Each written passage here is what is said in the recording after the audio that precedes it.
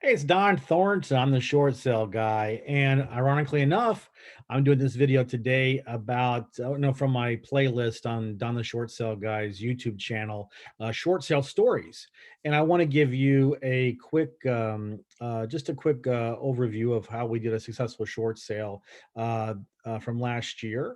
And let me share my screen and I'll show you actually, let me share my screen here and I will show you. Okay, here we go. Yeah, so basically, this is a townhouse that we got in Palm Harbor. Palm Harbor is in, I think it's in Pasco County, but it's right on the border between Pasco and Pinellas. So basically, if you're in St. Petersburg and just go straight north, you'll hit Pasco County line, and this property is somewhat right in that general area. So you can see it's a townhouse, but it doesn't have sometimes you have townhouses that basically the homeowners association takes care of all the structural and roof and things like that, but it's their responsibility, not the homeowners. But this one was actually all the homeowners. So basically, if the property needs a new roof, homeowner pays for it, and so on and so forth. So that's always the best for us when we're doing our short sales, because we have less to work with when it comes to be able to get discounts if it's a townhouse. So don't really, I mean, we can do them, it's just not as profitable. You can't create as much equity in your negotiations if you're doing, if it's a condo or a townhouse that has that stipulation in the codes of the, or the, we call it not the code, but the bylaws of the condo or slash townhouse association. So basically, this house was vacant. The homeowner had moved out as a divorce situation, and it was going to go to foreclosure. I think it actually was in foreclosure, and we were able to talk to the homeowner. I think he was contemplating doing a deed in lieu of foreclosure, and we explained to him that a deed in lieu is the worst thing you can do. And for those of you who don't know about deeds in lieu of foreclosure, basically, there's no benefit really at all, because yes, they say, well, we'll stop the foreclosure, but a lot of people don't realize is that that is considered a foreclosure on your credit report. So, I mean, you're in jail for your credit and qualifying for a new mortgage for 7 years, whether it goes to auction or not. And they say, oh, well, we guarantee we won't come after you for the difference if it sells, if they take it back as a they buy it at the auction, or if they take it back as a deed in lieu of foreclosure. Regardless, they're going to put it up for sale as a bank-owned property, and if it doesn't sell, which it won't, for the amount of money that's owed on the mortgage, then they're saying in a deed in lieu, well, we won't go after you for the difference, whereas there's a chance it could happen in if you let it go to auction. Well, they don't go after you if they go after I mean, if a property sells at foreclosure auction, the bank buys it, they don't go after you for that either. It's very rare that it happens. This is my 19th year in the business. I know one time any of my clients have had someone come after them for a deficiency judgment, and that was a second mortgage that was really, really aggressive. First mortgages, I've never heard of it in my career.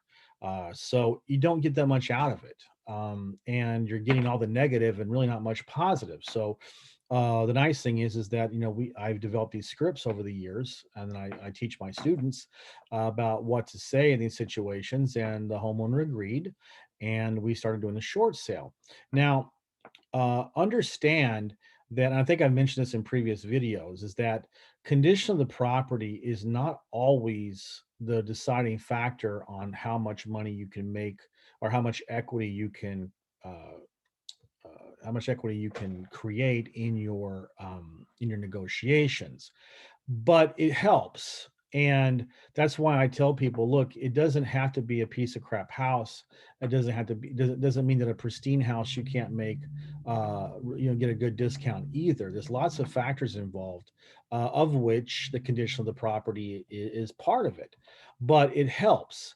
So it's really important that you know how to work the system, as it were, and try to highlight things that may be wrong with it. Now, I went out there with my ladder and I took some pictures of the property, and you can tell here on this that there's a little bit of a dip here in the roof line, which you couldn't see from the ground, but you could see it when you get up there. So and the roof was 15 years old. So really, honestly, that's kind of towards the end of the life of a roof. You see these shingles, they're probably, it was a 50-50 situation about whether, you could justifiably say that it needed a new roof or not.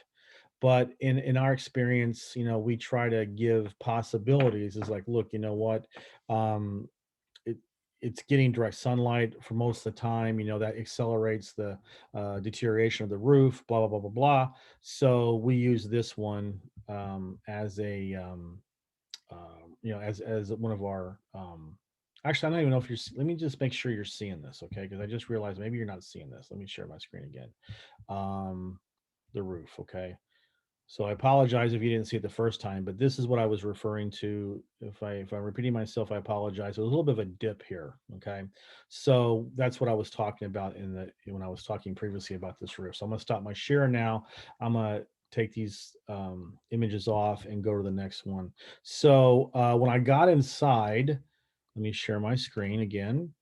When I got inside, you can see there was some ceiling cracks here, not terrible, but that's something. Now, could I have done something with this, or could we have done something with this with just one crack? Maybe, maybe not. But luckily, and I'm gonna share my screen again. There was some other proof that there was water damage. So, sharing my screen. Hold on a second. Apologies for that. Share my screen, and this was in the bedroom closet, so you could see definite water damage here. So that that basically is it's kind of like when you like Google does on Gmail or Amazon sometimes, where your password is the first verification, but then they also want a two-step verification where they send you a text message.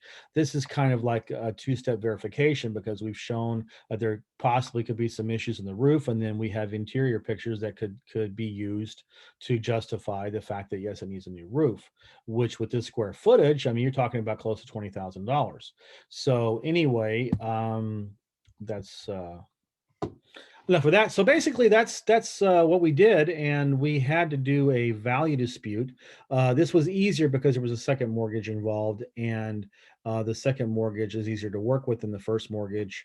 The first mortgage got a full payoff. The second mortgage had to take a haircut, but basically, we got to work, and the homeowner was ecstatic. He had no idea. He was really skeptical the entire time. And he says, "Man, you guys are good. I didn't think you could do it, but this is awesome. It's only 2 years, 2 years of before you can qualify for another mortgage with a short sale, whereas it's 7 years minimum if you let it go to foreclosure auction or you do a deed in lieu of foreclosure." So he was really happy about that. So we had a very nice client, and we did really well on it, and made some nice money on the deal. So it was a win-win for everybody. So that is another installment of Short Sale Stories, and I will see you here on this playlist and next time. Thanks a lot.